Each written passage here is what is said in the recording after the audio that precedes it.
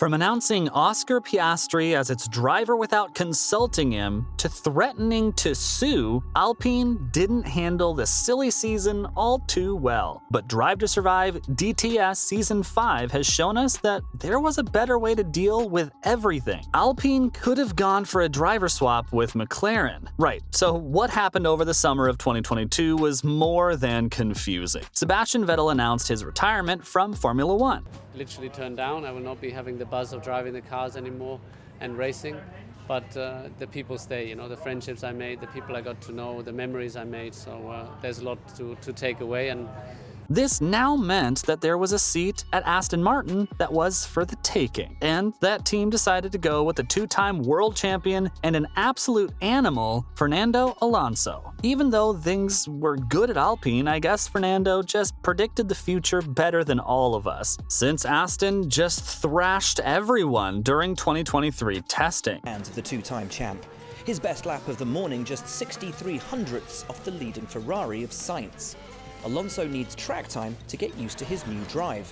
But with injured teammate Lance Stroll still a slight doubt. So then there was a seat at Alpine that was open. Considering that the French team sits atop the midfield, it wouldn't be long before it would be filled, but they didn't have to look outside now, did they? Because they had Oscar Piastri, their reserve driver and F3 and F2 champion. So while Piastri was in Australia, where it was in the middle of the night, Alpine announced that they're promoting him to F1, except the team never really consulted him. So when Oscar woke up, he tweeted that he won't be driving for Alpine. In fact, he'll never drive for Alpine. Yikes. Makes you wonder what went on between the two, doesn't it? Anyway, what happened next was even more shocking. McLaren announced that they're the ones going for Oscar, letting Daniel Ricciardo go, and the squad at Woking did handle everything better than Alpine because they gave them an amazing solution. McLaren said that rather than taking the matter further, why doesn't Alpine go for Daniel Ricciardo and the two can just swap drivers?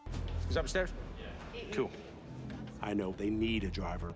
And I think if we can get Alpine to do a driver swap between Daniel and Oscar, I think that would be a great solution. Here's how that played out. So, in the dramatic, out-of-sequence 6th episode of Netflix's amazingly popular F1 documentary Drive to Survive, which, by the way, was titled Nice Guys Finished Last, McLaren CEO Zak Brown was filmed approaching the Alpine CEO Rossi at the Belgian Grand Prix. In that meeting, Rossi stated that Alpine is interested in Nico Hülkenberg, Mick Schumacher, and Pierre Gasly to fill up its second seat. Interestingly, the French CEO didn't mention Ricciardo even once. However, you could hear Zak Brown talking to Rossi about Daniel. Zak stated, "I'd love to see him here, but that's only because I'd love to see him stay in the sport." To which Rossi replied that Ricciardo is one of his options, but he didn't elaborate on it much further. However, Alpine really wouldn't have wanted Daniel. While McLaren's plan was foolproof, it didn't consider something super important. Alpine probably hates Daniel Ricciardo for leaving them high and dry. So back in the good old days, Alpine was known as Renault. In 2019, Renault hired Daniel Ricciardo and paid him a whole lot of money. They literally built their team around him. And in 2020, Danny Ric was even able to manage P5 in the driver's standings. Although Renault was 5th at the time, it was only a few points behind Racing Point, which is now Aston Martin. So things were going well. And then out of nowhere, Danny left Renault to join McLaren. God knows what he was thinking, but hey, makes sense since the Woking-based squad did manage P3 in the Constructors' Cup. The whole thing was such a massive blow to Renault, it rebranded as Alpine and fired its team principal, the man who got Danny on board, Cyril. The funny thing is, Alpine has yet again been bested by McLaren. Anyway, the point was, there's some bad blood between the two, and that's why it probably wouldn't have made sense for Alpine to hire Ricciardo. But it's okay, right? Since the French team got a good, consistent driver anyway. So while in DTS, we saw Alpine's staff tell Ricciardo that they would love to have him back. We were told that Alpine's interested in another driver too. After that, the episode compared the performances of two drivers at the Dutch Grand Prix, Daniel Ricciardo, who was P17, and Pierre Gasly, who was P11. So after weeks of speculation at the Japanese Grand Prix, Alpine announced that Pierre would be joining them for 2023. This now means that they have an all-French squad, which is something important to the French team, because Alpine is owned by Renault, which is partly owned by the French state, so this is kinda satisfying for the French Formula One fans. Plus, it could give the team the same kind of following Ferrari has in Italy. At the checkered flag at the Dutch Grand Prix, we saw the Alpine pit wall cheering on Gasly's P11, and we also saw Otmar Schaffnauer say good luck to Oscar. Even Rossi was happy, stating that he didn't have faith in Gasly, but now he does. So this kinda did indicate that Ricciardo was never the main contender anyway. Alpine just wanted to mess with McLaren or not let them know their strategy. Since then, Daniel Ricciardo failed to find a seat and he won't be in Formula One for 2023, on the grid at least. He's basically going to be Red Bull's reserve driver. Sounds good, right?